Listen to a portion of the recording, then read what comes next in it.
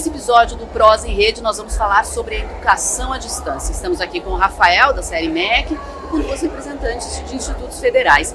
Começando com o Rafael, conta pra gente o que tem de novidade na nova política de EAD implantada em maio deste ano. É um prazer estar aqui com vocês. Acho que sempre é importante a gente conversar com as instituições públicas. As séries têm muito da interlocução com as instituições privadas, então sempre que a gente está conversando com as instituições públicas, a gente entende que há uma visão convergente, que há um caminho, comum entre as conversas do Ministério da Educação e com as instituições, especialmente agora no caso da rede federal. Eu acho que o principal aspecto é a retomada do protagonismo do Ministério da Educação, nesse processo de regulamentação da educação à distância. Nós passamos muito tempo aí numa fase aí desde 2017, num processo de desregulação da EAD. Isso gerou pressão em determinados tipos institucionais, como as instituições públicas. Nós tivemos o crescimento de instituições privadas lucrativas, isso exerceu pressão sobre as privadas não lucrativas e sobre as instituições públicas. Então era necessário nos deparar em 2023 com esse processo de desregulamentação e de expansão de determinados tipos institucionais, que a gente retomasse o protagonismo. E ao observar esse cenário em 2023, havia necessidade da produção de uma nova política para a educação à distância, que tivesse o docente na centralidade do processo, a retomada de avaliação de polos, a discussão sobre um novo formato. Nós não trabalhamos mais com a ideia de modalidade, sim de formato. Estamos trabalhando com formatos presenciais, formatos EAD e formatos semipresenciais, que trazem percentuais específicos de presencialidade e de atividades síncronas mediadas. E isso partiu da ideia, da percepção de que a atividade de educação à distância ela permeia qualquer formato, inclusive os formatos presenciais, além de outros aspectos, como a necessidade de materiais didáticos específicos e no nível de graduação, plataformas, de plataformas digitais, o uso de tecnologias que tragam o engajamento do estudante, a interação necessária entre docentes, mediadores pedagógicos e os estudantes. A implantação da política é por quanto tempo? Qual o prazo? A política, ela entrou em vigor agora em maio, nós já tivemos 3 portarias regulamentadoras, uma portaria que estabelece formatos para determinadas áreas de curso, uma portaria específica que detalha o prazo de transição. O decreto ele estabeleceu 2 anos para transição para esses cursos, então nenhuma instituição vai ser pega de surpresa, teremos tempo para nos adaptarmos às novas regras. E temos também uma portaria de regulamentação específica relacionada aos aspectos de docentes, mediadores pedagógicos, polos, materiais didáticos. Tudo isso compõe todo esse arcabouço que a gente espera que contribua para um novo momento da educação superior no Brasil, que entenda a educação à distância como estratégica, mas a educação à distância de qualidade, que traga, que observe os princípios constitucionais relacionados à liberdade, diversidade, qualidade e incluindo, obviamente, a expansão do acesso que a gente muito precisa no país. Vanessa, Júlia, vocês poderiam relatar para a gente um pouquinho da experiência das instituições em que vocês atuam? Bom, eu atuo no Instituto Federal do Espírito Santo, mas também sou vice-coordenadora do GT de EAD do CONIF. Então, falando um pouquinho do GT, que aí a gente está falando das instituições da rede como um todo, a gente tem trabalhado com educação à distância há cerca de 20 anos, lógico que não todas igualmente, vamos dizer que as mais antigas que ingressaram na EAD têm cerca de 20 anos. Há cerca de 15 anos a gente começou a fazer discussões em grupo, por meio de grupos de trabalho, para pensar a EAD na rede, para enfrentar os problemas e encontrar soluções conjuntamente. E a gente vem fazendo retratos desse processo de institucionalização de EAD na rede já há alguns anos. A gente tem acompanhado o crescimento da institucionalização ao longo dos anos. E quando a gente fala o crescimento da institucionalização da EAD, eu não estou falando de crescimento de quantidade de vagas, isso também acaba acontecendo. Mas quando a gente fala da EAD, a gente não está falando só da oferta de curso à distância, a gente também está falando de disciplina à distância em curso presencial, do uso de tecnologias como apoio à educação presencial, a gente está falando de todas essas novas formas, metodologias, uso de tecnologias para apoio à educação, em que a gente precisa de ter uma EAD bem estruturada na instituição. Então isso tem evoluído realmente ao longo dos anos.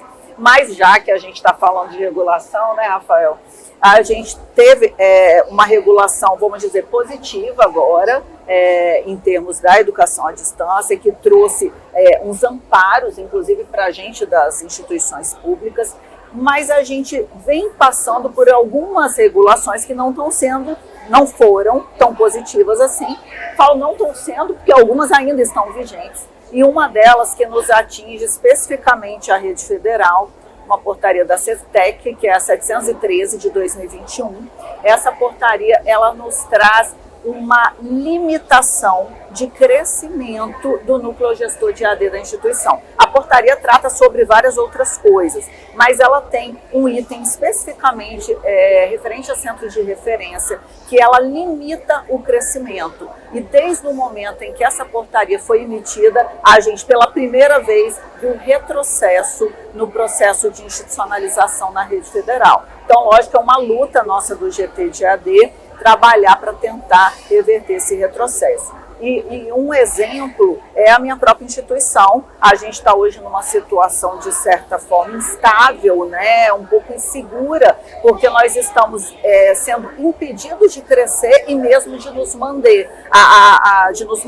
A portaria, ela exige que a gente regrida.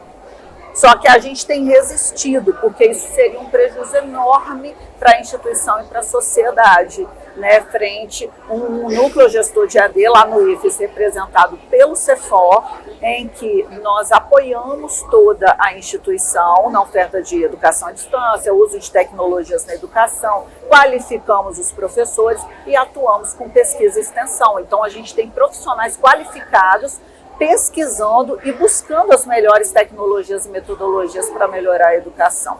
Então, vamos dizer assim, a gente tem ao longo dos anos, das décadas, com certeza progredido, mas com algumas limitações perante essa portaria. E, Júlia, para vocês, qual é o maior desafio hoje lá na instituição que você atua? Então, até complementando um pouco o que o Rafael e a Vanessa trouxeram, né, a questão do marco regulatório trouxe toda essa segurança. A Vanessa falou muito importante sobre a institucionalização e acho que cabe a gente também registrar hoje o conflito que a gente vê, porque muitos colegas, né, muitos servidores acabam entendendo que eles são concursados para o presencial e a EAD é o ganho uma bolsa, e esse trabalho que a Vanessa, né, junto com o GT faz é justamente para entender que nós precisamos institucionalizar, a gente não pode viver só de oportunidades pontuais, elas são importantes, elas têm um papel fundamental, mas aqui, principalmente no encontro onde a gente está reunido hoje, onde estamos junto com gestores, acho que é importante a gente falar e reforçar a questão da institucionalização e, como você me perguntasse, os grandes desafios, né? Os desafios, primeiro, como os colegas trazem, é a questão da capacitação, né?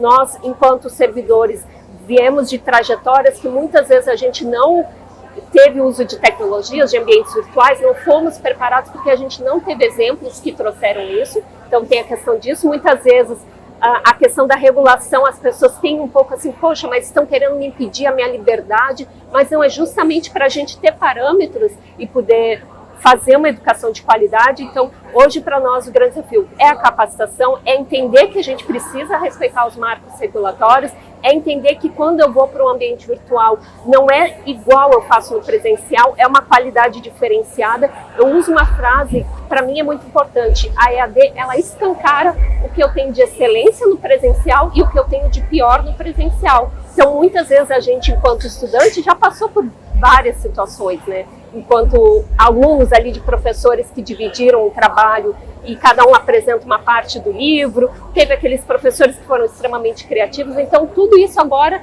eles se sentem um pouco monitorados, né? Porque tem alguém que enxerga, né? Lá na minha sala de aula, como eles bem trouxeram, eu estou protegido, nenhum gestor entra. Quando eu falo de AD, as minhas fragilidades estão sendo vistas, seja pelos instrumentos de avaliação, sejam pelas regulações. Então, acho que esse é o grande desafio, né, das pessoas também que fazem educação à distância. E como superar esse desafio? É com capacitação, sensibilização? Com certeza, acho que com capacitação é fundamental, as pessoas precisam também estar abertas, porque também existe uma certa barreira, né? Eu sou educador, mas eu não quero fazer curso, né? Eu não quero me transformar. Deixa eu com o meu jeitinho de dar aula que eu sempre dei. Então, tem que quebrar essa barreira, tem que também quebrar a barreira que eu não estou sozinho, que existe uma equipe na EAD que é um pouco diferente do presencial e eu posso contar muitas vezes com essa equipe, né? Ficar nas frente das câmeras, falar também, fica registrado, fica gravado. Então acho que é o que eu faço um pouquinho, não sei se Vanessa também tem essa mesma experiência. Com certeza, é isso. E parte dessa formação volta a reforçar o papel do núcleo gestor de AD, né, que é aquele centro que tem ali na instituição, que vai trabalhar junto com a reitoria, junto com os campi, capacitando esses professores para que também a instituição fale uma mesma língua. Porque a gente vai encontrar professores que têm resistência e vai encontrar professores muito comprometidos. Mas a gente não pode simplesmente deixar que cada um faça do jeito que quer. Tem o papel da regulação externa, tem o papel da interna também. E nisso, esse núcleo gestor de AD, essa estruturação do pessoal da EAD, como a gente fala, é fundamental para esse crescimento na instituição e para quebrar esses paradigmas. E como que a nova política trabalha essa questão? Como que a nova política atua para atingir isso, né, para melhorar essas questões? Na verdade, sobre a questão que elas estão tratando, que a gente está tratando, né, nesse final, o papel da regulação ele tem um limite, ele vai até um determinado ponto, né? E esse ponto era importante que a gente chegasse. A gente estava vivendo um momento em que a gente precisava de algo como um parâmetro para que a gente pudesse, aí sim, as instituições, os docentes, né, as instituições na sua autonomia, os docentes dentro de sala de aula, possam realmente realizar a educação com sua plenitude. Então, é isso que a gente deseja, que a gente espera, que a gente tenha as consequências positivas da regulação que aconteceu nesse momento, né, por meio do Ministério da Educação e da Presidência da República, né, para que, sim, os estudantes possam ter essa interação com docentes, com mediadores pedagógicos e possam evoluir. Agora tem uma outra questão, agora não falando em relação aos nossos públicos internos, mas ao público externo. Queria que vocês dessem uma visão de vocês, como que a EAD está sendo construída no país, com a nova política, para que a sociedade enxergue a EAD. Tem aquelas pessoas que veem como de uma forma, tem outras pessoas que condenam, acho que mais ou menos como é a relação dos professores com a EAD, né? Como que a nova política pretende atuar nesse sentido de mostrar para a sociedade o valor da EAD? Eu acho que partindo exatamente desse diagnóstico, né, que nós temos a sociedade talvez não acreditando no formato como a EAD vinha sendo trabalhada no Brasil, é que era necessária uma nova regulação, né? Então, o que a gente está fazendo, na verdade, é tentando resgatar o papel fundamental que a EAD tem no país, né? E a gente acredita muito nisso. A gente acredita que com isso a gente vai ter aí um futuro promissor no que diz respeito à educação superior no Brasil. Ótimo, muito obrigada pela participação de vocês. Vocês acompanham o Prosa em Rede no canal da Rede Tec no YouTube.